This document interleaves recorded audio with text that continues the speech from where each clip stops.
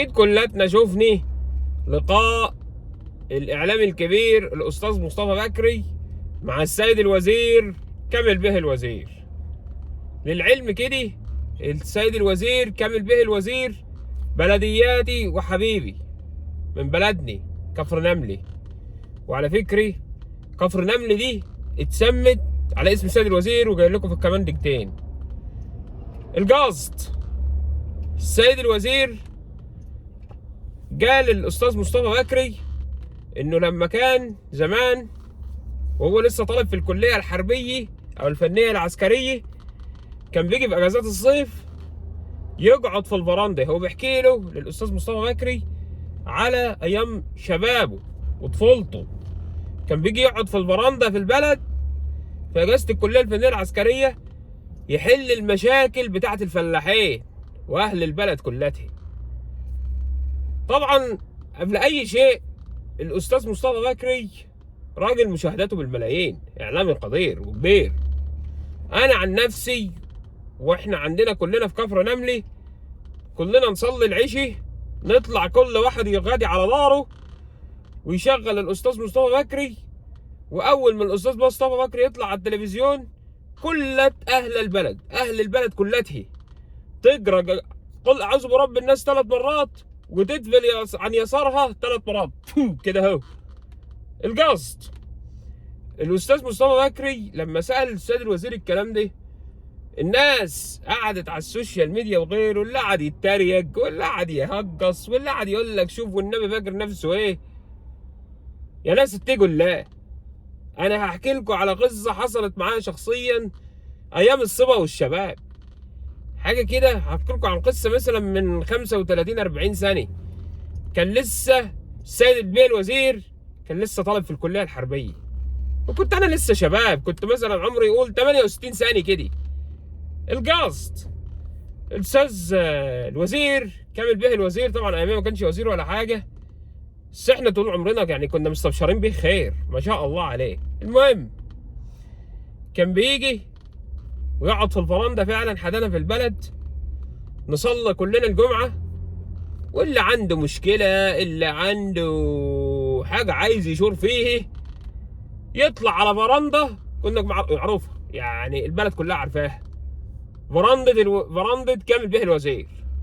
كلنا نصلي الجمعه وناخد بلد في حالها كده هيلا بيلا ونطلع كلنا نقعد على الارض في الفرنده، والسيد الوزير او كامل بيه الوزير كان يبتدي يحكم ما بيني. انا كان عندي مشكله مع ولا اسمه عوضين، كان ولا قارب البلد كلها.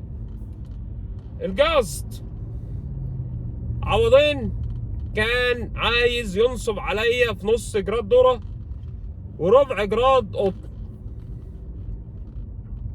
جرته من جفاه، قلت له هتتجر يا ولد دلوقتي على الفرندي. الولا سمع الفرندي تقولش اتخبط 3000 فولت، الواد جسمه كان بيرعش كده.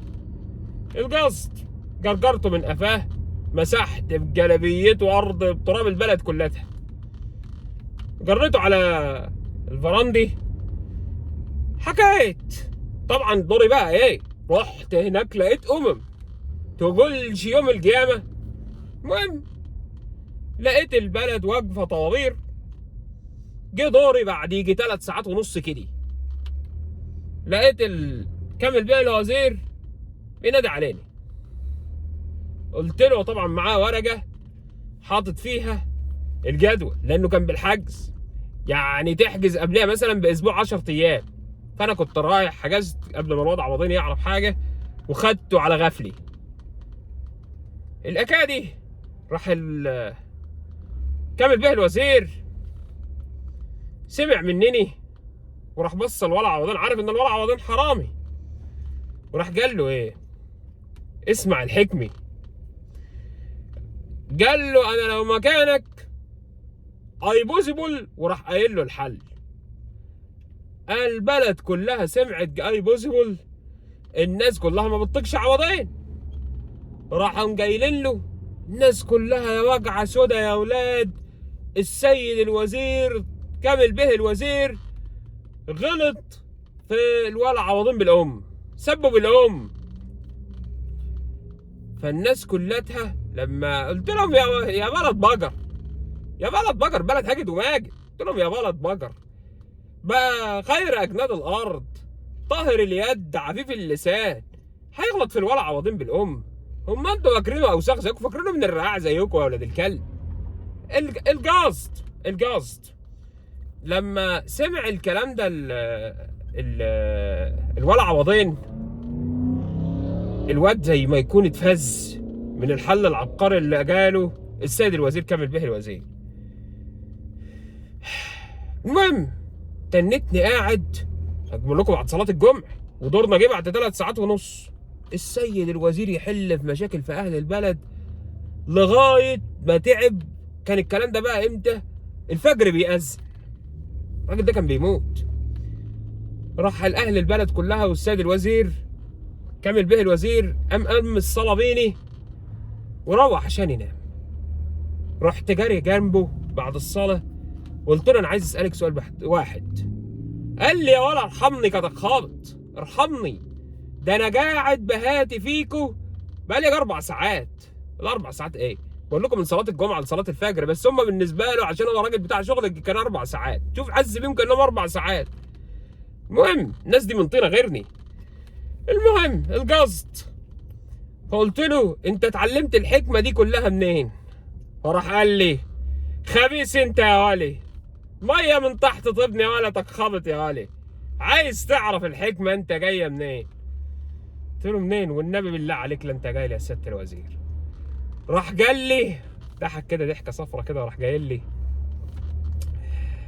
انا يا ولا القعده اللي انتوا بتقعدوها دي كلكم تحت رجليه وتسمعوا مني الحكمه وانا بفصل ما بينكم، انا بحد ذاتي بقعدها.